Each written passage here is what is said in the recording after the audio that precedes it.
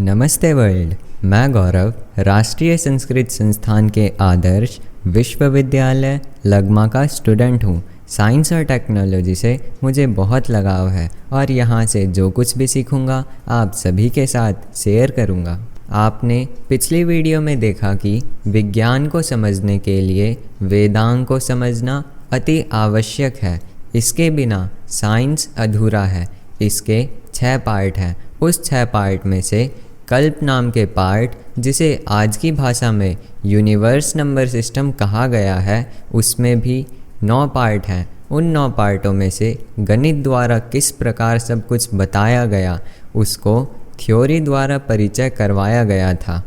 अब उस थ्योरी को प्रैक्टिकल द्वारा समझते हैं कि यूनिवर्स को किस प्रकार नंबर सिस्टम द्वारा व्यवस्थापित किया गया है। सबसे पहले एक सर्कल बनाइए, फिर उस सर्कल के 2 भाग कीजिए। फिर सर्कल के दोनों भागों का नाम रखें, उत्तरायण और दक्षिणायन, यानी north and south pole. Circle को 2 भागों में काटती हुई लाइन को ए और बी नाम द्वारा दर्शाएं। जब सूर्य ए और बी लाइन पर आएगा वह दिन रात बराबर होगा। उसके अगले दिन से सूर्य जब बी लाइन से ए लाइन की ओर जाने लगेगा, उस दिन से दिन का समय बढ़ने लगेगा और रात छोटी होने लगेगी। एंशिएंट कैलकुलेशन के अनुसार उत्तरायण प्रारंभ हो जाएगा।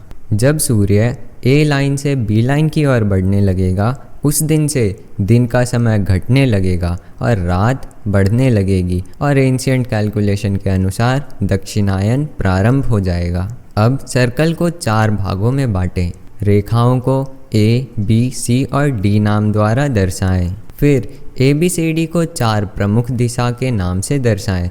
साथ ही गणित अनुसार भी चारों दिशाओं को डिग्री द्वारा दर्शाएं। जिस दिन सूर्य सी पॉइंट पर आएगा उस दिन से एंशिएंट वर्ष प्रारंभ होगा और हिंदी का प्रथम महीना सीरियल वाइज चैत्र, वैशाख आदि प्रारंभ होगा। सी पॉइंट पर सूर्य उगने के बाद यह 6 महीने तक उगा रहता है। उसके बाद सूर्य डी पॉइंट पर उगता है। डी पॉइंट पर भी सूर्य 6 महीने उगा रहता है। ए और बी पॉइंट दोनों नॉर्थ एंड साउथ पोल का दोपहर यानी आफ्टरनून का पॉइंट है। इसके बाद दिन घटना बढ़ना शुरू हो जाता है। ए पॉइंट से दिन घटना और बी पॉइंट से दिन बढ़ना प्रारंभ होता है। ए और बी पॉइंट वर्ष के दिन रात्र इक्वल का भी पॉइंट है। साथ ही दोनों पॉइंट पर डिग्री 1 मंथ तक इक्वल रहता है। यह साइंस की बहुत ही डीपली बात है जो आगे बताया जाएगा। यह सब विज्ञान द्वारा प्रमाणित हो चुका है और इस समय सी एंड डी पॉइंट का नाम नॉर्थ एंड साउथ पोल है और एंशिएंट साइंस में इसे उत्तरायण और दक्षिणायन कहते हैं। नॉर्थ एंड साउथ पोल के पार्ट में 3-3 ऋतु यानी सीजन्स आते हैं।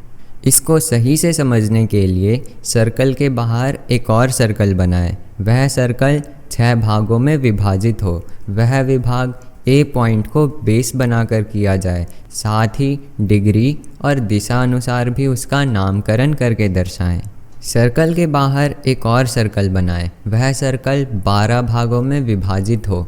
वह विभाग भी ए पॉइंट को बेस बनाकर किया जाए। इस प्रकार आपके सामने यह सर्कल बनेगा। अब सर्कल में जो 6 विभाग और 12 विभाग वाले सर्कल हैं, उन 6 विभाग वाले सर्कल में ऋतु लिखें और 12 विभाग वाले सर्कल में ऋतु के नाम लिखें। क्रमाच्छिशिरवासंता ग्रीष्मस्युश्चोत्तरायणे वर्षा शरच्च हेमंत ऋतवो दक्षिणायने। अर्थात उत्तरायण में क्रम से शिशिर, वसंत, ग्रीष्म ये 3 ऋतु होती है। दक्षिणायन में वर्षा, शरद, हेमंत ये ऋतु होती है। अब सर्कल के बाहर एक और सर्कल बनाएं। वह सर्कल भी 12 भागों में विभाजित हो। वह विभाग भी ए पॉइंट को बेस बनाकर किया जाए। अब सर्कल में जो 12 विभाग वाले सर्कल हैं, उन 12 विभाग वाले सर्कल में सी पॉइंट से चलती हुई घड़ी की दिशा अनुसार चैत्रादि यानी चंद्र महीनों के नाम लिखें। अब सर्कल के बाहर 2 और सर्कल बनाएं। वह सर्कल भी 12 भागों में विभाजित हो। वह विभाग भी ए पॉइंट को बेस बनाकर किया जाए। उन 12 विभागों वाले सर्कल में सी पॉइंट से चलती हुई घड़ी की दिशा अनुसार मेष आदि यानी सूर्य एवं मधु आदि यानी नक्षत्र महीनों के नाम लिखें। सर्कल के बाहर एक और सर्कल बनाएं। वह सर्कल भी 12 भागों में विभाजित हो। वह विभाग भी ए पॉइंट को बेस बनाकर किया जाए। उन 12 विभागों वाले सर्कल में सी पॉइंट से चलती हुई घड़ी की दिशा अनुसार गणित अंक अर्थात नंबर लिखें। इस प्रकार आपके सामने सर्कल में एंशिएंट साइंस के 4 कैलकुलेशन वाला वर्स कैलेंडर बन जाएगा। मैथमेटिक्स द्वारा कैलकुलेशन करते हुए सभी चीज़ों को सिस्टमैटिक तरीके से एंशिएंट साइंस ने अपनी बातों को श्लोक में कहा है। मान लीजिए कि जो चार्ट हमने बनाया है उसको नाम ना देकर सिर्फ नंबर ही रहने देते तो समझना और समझाना कितना कठिन होता।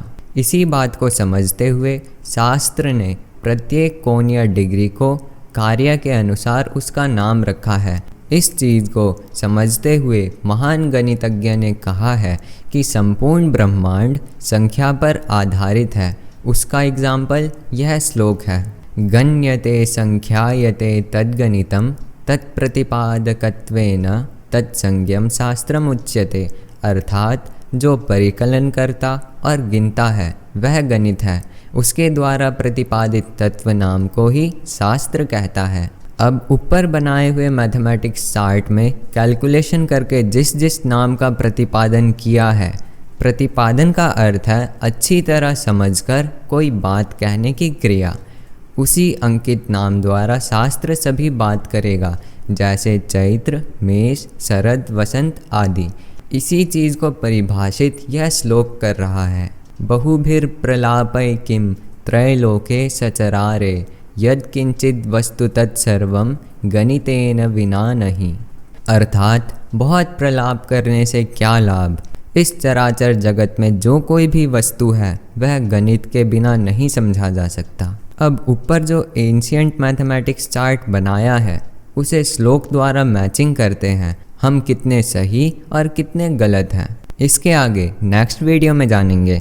तब तक के लिए बाय बाय। अगर आपको एंशिएंट साइंस में इंटरेस्ट है तो इस चैनल को सब्सक्राइब करें, जिससे आपको नेक्स्ट वीडियो के बारे में इंफॉर्मेशन क्विकली मिल जाए। अगर आपने एंशिएंट साइंस का फर्स्ट और सेकंड एपिसोड नहीं देखा है तो लिंक डिस्क्रिप्शन में है।